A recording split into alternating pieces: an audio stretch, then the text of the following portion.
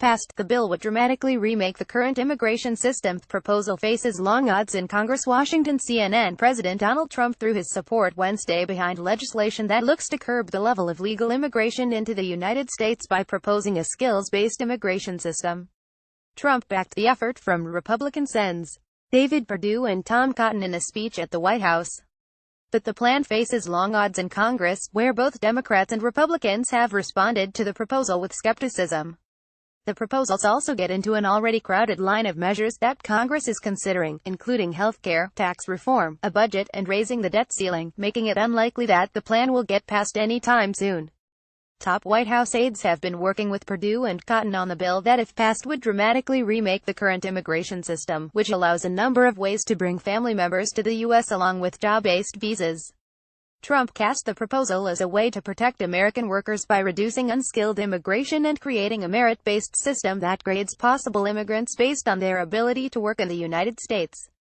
It has not been fair to our people, to our citizens, to our workers, Trump said of the current immigration system, specifically citing low-income and minority workers.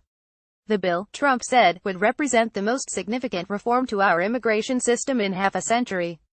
Long odds in Congress. Stephen Miller, Trump's top policy aide who has long advocated for changes to the immigration system and had a key hand in crafting this legislation, cast the measure as the largest proposed reform to our immigration policy in half a century. This is what President Trump campaigned on. He talked about it throughout the campaign, throughout the transition, and since coming into office, Miller said Wednesday afternoon. This is a major promise to the American people to push for merit-based immigration reform that protects U.S. workers, protects U.S. taxpayers, and protects the U.S. economy, and that prioritizes the needs of our own citizens, our own residents, and our own workers. Arguing this plan would make the immigration fairer, Miller continued, it's pro-American immigration reform that the American people want, that the American people deserve, and that puts the needs of the working class ahead of the investor class.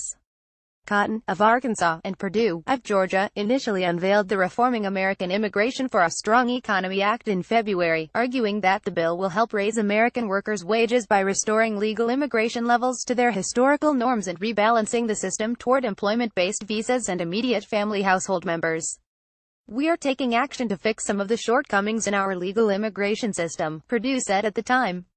Returning to our historically normal levels of legal immigration will help improve the quality of American jobs and wages. Cotton's office told CNN in July that the bill will be reintroduced with slight changes, but that the goal remains reducing legal immigration to the United States by 50%.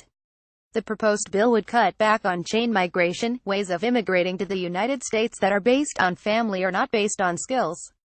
The bill would limit the types of family members of immigrants that can also be brought to the U.S. to primarily spouses and minor children, would eliminate the international diversity visa lottery and limit the number of annual refugee admissions. Over years, that has massively de-skilled the migrant flow into America and produced all of those effects I'm talking about, Miller said. So, we're proposing to limit family-based migration to spouses and minor children. The proposal would then establish a grading system for new immigrants where the prospective green card holders would be judged on their median salary, advanced degrees, ability to speak English, skills needed by the economy, and whether you are able to afford your own health care. The effect of this, switching to a skills-based system and ending unfettered chain migration, would be over time you would cut net migration in half. WHCH polling shows supported overwhelmingly by the American people in very large numbers, Miller said. Julia Hahn, a special assistant to the president, and Andrew Bremberg, a policy aide, worked with Miller and Republicans on Capitol Hill on the measure.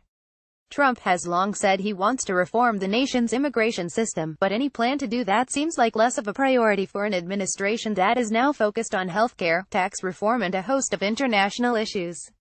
What I'd like to do is a comprehensive immigration plan, Trump told reporters aboard Air Force One in July.